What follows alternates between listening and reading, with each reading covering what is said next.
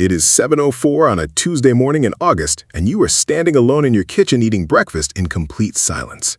Your phone is lying face down on the counter beside your coffee, the same position it has been in every single morning this week. You pick it up, glance at one app the way you would check a weather forecast, casually, without urgency, then set it back down and keep eating. The number on that screen, the one you just looked at and put away without changing your expression, is $214,000. You close the app, rinse your plate, pick up your keys, and in under 5 minutes, you are backing out of the driveway into the morning.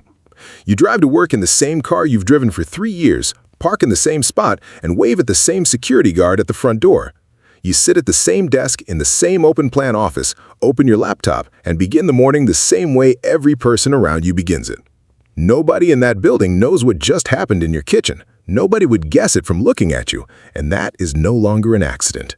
5 years ago, without telling a single person, you made one quiet decision during a lunch break in a parking garage, and what follows is everything that happened because of it. Rewind to year 1 and you are 26 years old, earning a salary that sounds decent until you actually trace where every dollar of it disappears to each month. After rent, after car insurance, after the phone bill and the subscriptions you keep meaning to cancel, your take-home pay leaves you with somewhere between $200 and $500 when the month is done. Something unexpected always eats whatever is left. A car repair, a medical copay, a weekend that costs more than you planned for. Your friend Marcus just bought a boat. Not a large one, but he says, "my boat," the way certain people say things they need other people to hear them say out loud. Your coworker Jordan has finally booked the Portugal trip she has been describing since January. $5,000, most of it on a travel card she has not yet thought about paying off. You're not judging either of them because honestly, 3 months before this story starts, you were spending money you did not really have on things that did not last. Then, one Thursday night around 11 o'clock, lying in bed, you open your bank app, not because you want to, but because something makes you look. $370 in checking, $1,400 on a credit card, and zero, not a small amount, exactly zero in anything that could be called a real investment. You're 26 years old, earning a decent salary, and on paper, at this exact moment, you are worth less than nothing. You don't do anything about it that night. You put the phone face down on the nightstand, lie there looking at the ceiling, and eventually fall asleep. But the number doesn't leave you, and the fact that it stays with you is the detail that changes everything that comes after. The following Monday during your lunch break, sitting alone in your car in the parking garage with the engine off and nobody watching, you open a new savings account at a bank you have never used before and set up a $200 automatic transfer for the first of every month. You tell nobody, not your roommate, not Jordan, not Marcus, because there is genuinely nothing to announce, and $200 is not a story that needs an audience. The hardest part of year 1 is not the $200 leaving your account automatically on the first of each month. The hardest part is the complete silence around what you are quietly doing.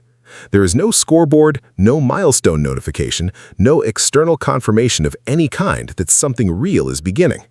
Marcus throws a cookout in late July, and you sit on the edge of his dock with a beer that costs you nothing, thinking about $1,400 in an account that nobody at this dock knows exists. Nobody congratulates you for the $1,400, nobody asks how things are going with money, and you offer nothing because the amount is still too small and the plan is still too private. But you keep going regardless, and that decision, to continue without any external validation, turns out to be the most consequential financial decision you will ever make. By the end of year 1, you have $2,600 in savings, $900 paid off the credit card, and your life looks completely identical to what it looked like 12 months earlier.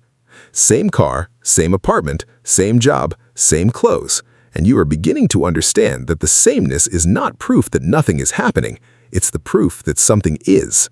Year 2, you pay off the credit card completely. It takes 9 months of not replacing the balance with anything new, and the morning you make the final payment, you drive to work and tell absolutely nobody. You raise the monthly transfer to $450, open a Roth IRA on another Tuesday during another lunch break in the same parking garage, and make your first investment contribution. By October, the portfolio has climbed to $9,200. And then the market corrects, and over 6 weeks, you watch the number fall from $9,200 down to $6,800.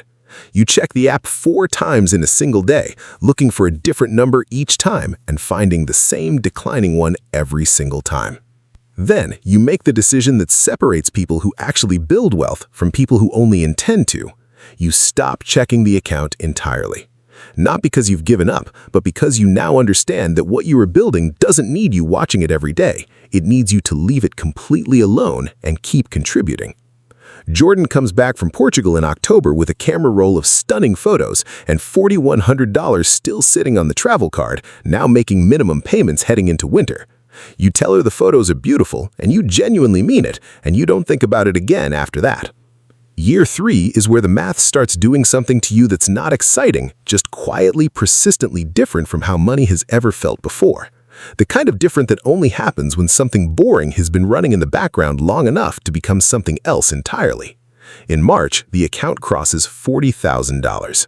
You're standing in the cereal aisle of a grocery store when the notification comes through, and you stand there looking at the number on your phone for 11 full seconds before putting it back in your pocket and buying oats.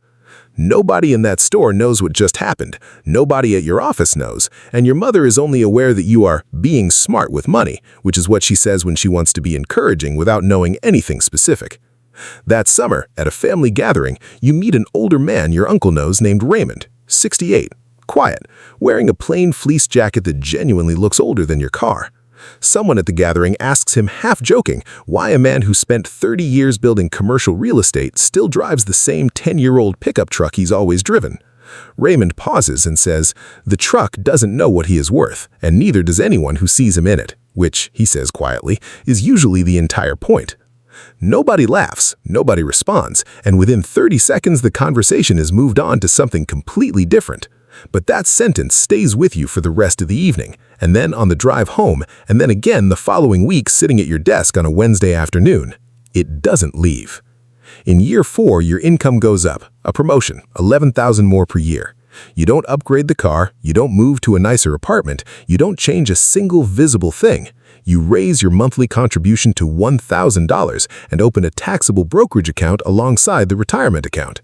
At the New Year's dinner that December, someone asks what everyone's financial goal is for the coming year.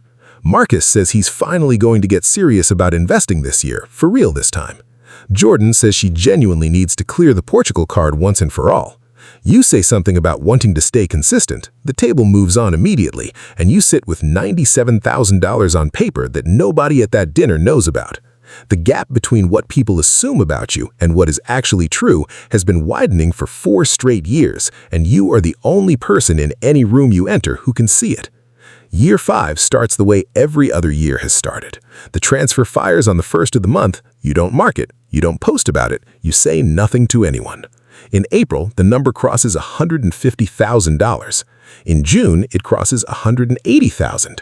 And on a Tuesday morning in August, while your eggs are still on the stove, you check the app, see $214,000, close it, and drive to work exactly as you always do. Nothing about your morning looks different to anyone watching. Same car, same route, same security guard, same desk, same open laptop. But here's what has actually changed, and this is the part that never makes it into the conversations people have about building wealth in silence. It's not the number is almost beside the point. What changed was your relationship with time. You stopped needing the weekend to feel like relief. You stopped needing the purchase to feel like progress. You stopped needing people to see your life in order to believe it was actually working. The silence restructured something inside you that most people never get to restructure because most people are too busy performing wealth to ever quietly accumulate it.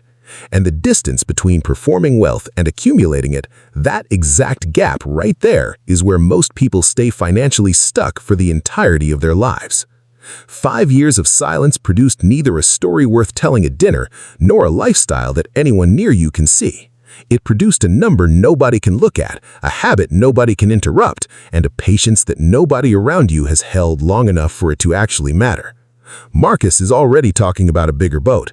Jordan is already looking at another trip, and on a Tuesday morning in August eating breakfast alone in an apartment that looks exactly as it always has, you are quietly 3 years ahead of where you thought you would be in accounts that nobody knows exist and that no one has ever thought to ask about.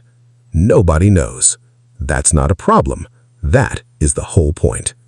If this story changed how you think about building wealth in silence, subscribe and drop your answer in the comments. What is the one thing you are spending money on right now just to look like you're doing well?